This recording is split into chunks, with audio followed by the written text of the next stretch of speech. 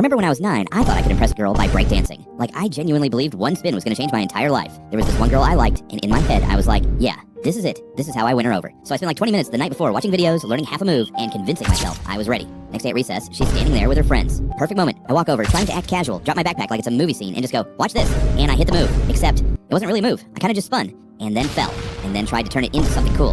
It wasn't. I get up expecting at least something, like a smile. Maybe that was cool. Instead, silence. Not impressed silence. Why did he just do that? Silence. Then one of her friends starts laughing. Then another one. And then, yeah, the whole group. Not like laughing with me. Like full on laughing at me. I remember looking at her, hoping she'd say something. She just kind of smiled. Like she didn't know what to do. And that's when it hit me. I didn't look cool. I looked like a kid who just randomly fell on the ground for attention. I grabbed my backpack so fast and just walked away like nothing happened. My brain was like, yeah, we're never doing that again. I thought I was about to impress her. Turns out I just gave her a story to tell her friends. Moral of the story, don't try to show off if you don't know what you're doing. If you do any of these things, you might be the cool guy in your friend group without even realizing it. First, you don't try too hard to impress anyone. You just act like yourself, and somehow people respect that more than anything. If that sounds like you, hit the like button right now. Second, people naturally listen when you talk. Not because you're loud, but because you only speak when it actually matters. And that makes everything you say hit harder. Third, you make everyone feel included. You're the one who notices when someone's quiet and brings them into the conversation without making it awkward. Subscribe and hit the notification if you do at least one of these. Guys, guess what happened to me at school today? So I'm sitting in math class, right? The teacher asks a question, and nobody raises their hand. The room goes dead silent. Everyone instantly looks down like their notebook just became the most interesting thing on earth. And somehow, she picks me.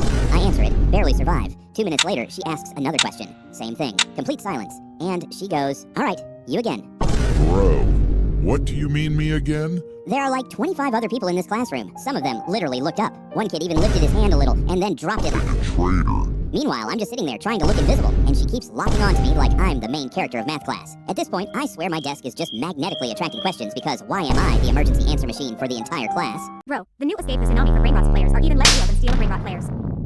I was scrolling through TikTok and I found the most chaotic Brain Rot and Escape Tsunami clips ever. And every single lobby had the exact same two types of players.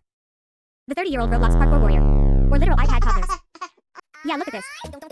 Bro, why is this kid singing a Brain Rot song like it's the end of the world? It's literally a Roblox puddle with skibbity sound effects chasing you. And these dudes are grinding like their life depends on it. Bro, it's not the Olympics. You're just running from a meme tsunami so you can pick up a glowing Italian brain rot. But the craziest part is the community.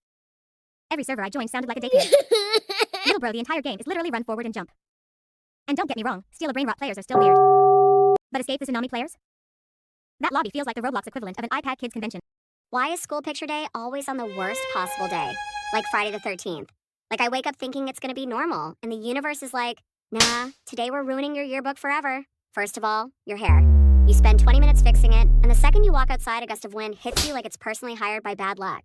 Then you get to school, and suddenly everyone's talking about superstitions. Like someone says, if a black cat crosses your path, it's bad luck.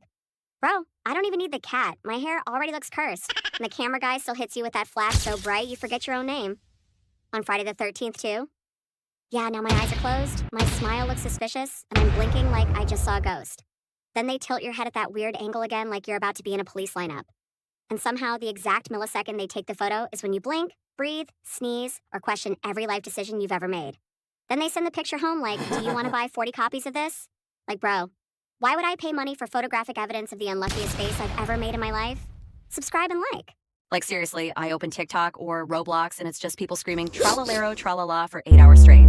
At this point, it's not a meme, it's an illness. Brain rot literally describes content that's destroying social media like it literally rots your brain, and somehow millions of people are addicted to it.